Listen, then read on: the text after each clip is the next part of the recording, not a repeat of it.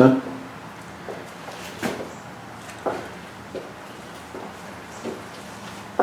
He went from Washington and Baltimore to here in that carriage.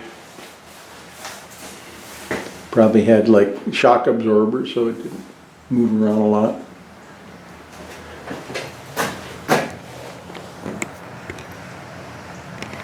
See?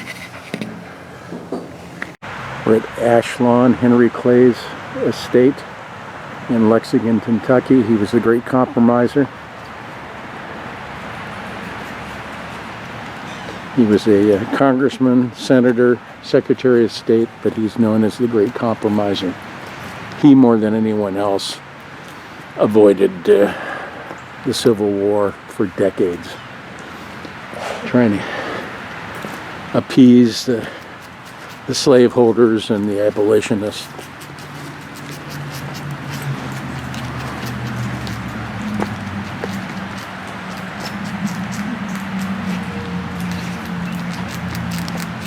Those are squirrels up there.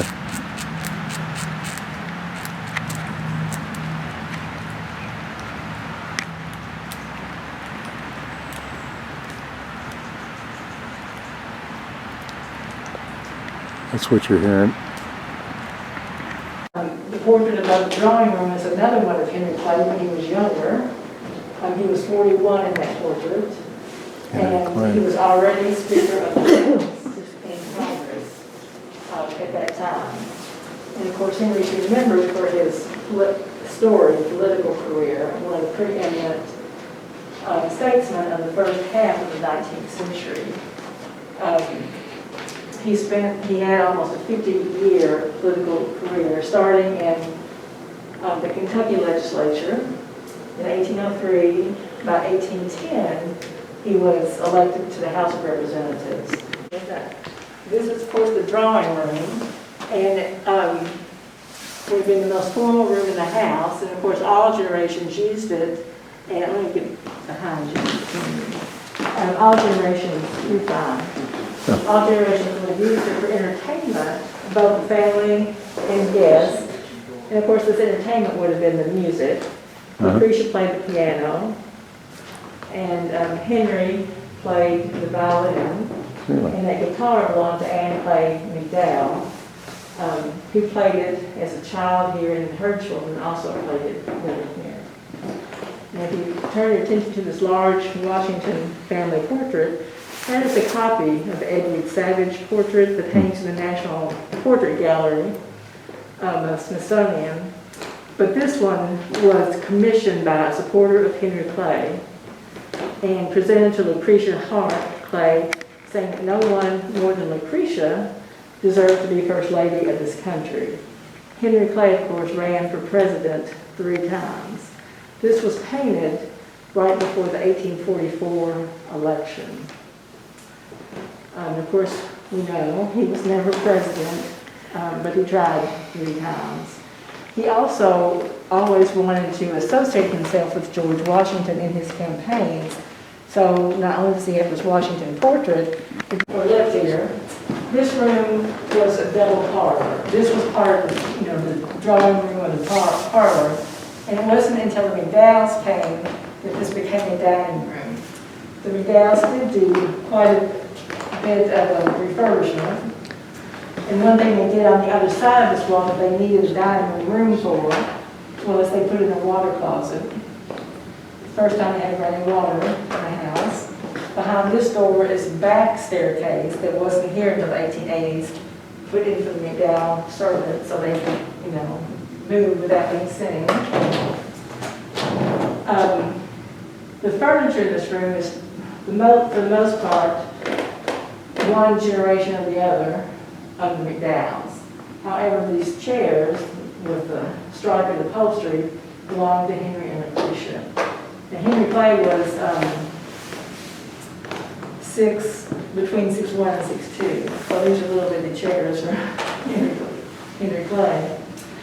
The portraiture in this room, to the right of the fireplace, is Henry Clay Jr. He was the 3rd son of the Clays, and said to be the favorite son of Henry because he was following his father's footsteps. He was an attorney. He actually graduated from West Point, which Henry Clay did not.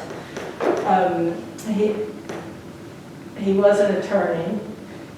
He was an entrepreneur and dabbled in politics. Law books. This is his To the study. right of the bookcase, you can see it's a handwritten document. That was his law license issued by the state of Virginia in 1797. The portrait above it is George Wythe, who was a famous law professor, signing the Declaration of Independence. And by the time he knew Henry Clay, he was a judge in the Chancery Court in Richmond, Virginia, where he taught Henry law. It's just a tutor. Now, the next profession Henry Clay had was he was a politician for almost 50 years. All of these portraits here were done, engraved, or painted for one or other of his presidential campaigns. Serpent, and then around the serpent is fruit, this card. And these bookcases are symbolic of the tree of knowledge. Of course, that was just a very Victorian type of decor. Now, the serpent did have a function. You can't see any function of it now. But when they put it in there, it was a light fixture. And you can see in this picture from the 1880s or 90s, you can see the light fixture hanging, but you can't see the serpent. And I guess they couldn't wire it when they put it in electricity.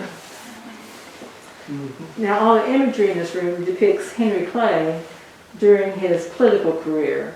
And of course, if you know anything about Henry Clay, you probably know his nickname was the Great Compromiser. That's because during his whole political career, he had to work on trying to assuage the North and the South so there would not be a civil war. And he was quite good at that. He was quite good at negotiations. Now that's called a stiletto cane. And you can see the metal top of it. You can unscrew that and there's a blade in it. Oh, really? It was where his traveling cane. But they were used really for fashion, not for... all of his political opponents, as even in today, opponents are saying bad things about each other, of course.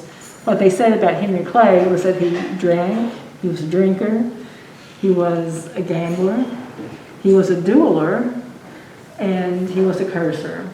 All of those things considered vices. So dueling was a vice. In the 19th century, the late or middle 19th century. He did do all of those things, and here we've got a set of his dueling pistols. Yeah. He did fight a duel in 1809 and another in 1826. He wasn't really hurt. He was shot in the thigh in 1809, but clearly he recovered from that. On the mantle, you see there's a box of crystal. That was his traveling liquor set. So he definitely did drink. He is said to have shipped barrels of whiskey and bourbon from Lexington distilleries to the Willard Hotel in Washington to grease his political discussions. Not bad. Being senator, and he last left Ashland in about November of 1851. He was brought back to Lexington, and his funeral was on this property July 10th, 1852, and he's buried in the Lexington Cemetery. Really? And of course, a man of his wealth would have also had a valet and someone to just personally assist him with whatever. And he did have two in his lifetime. One was this man, Aaron Dupuy, and then his son, Charles, who was the same pictures downstairs. The Dupuy family, there was Charlotte, Aaron's wife, and then Charles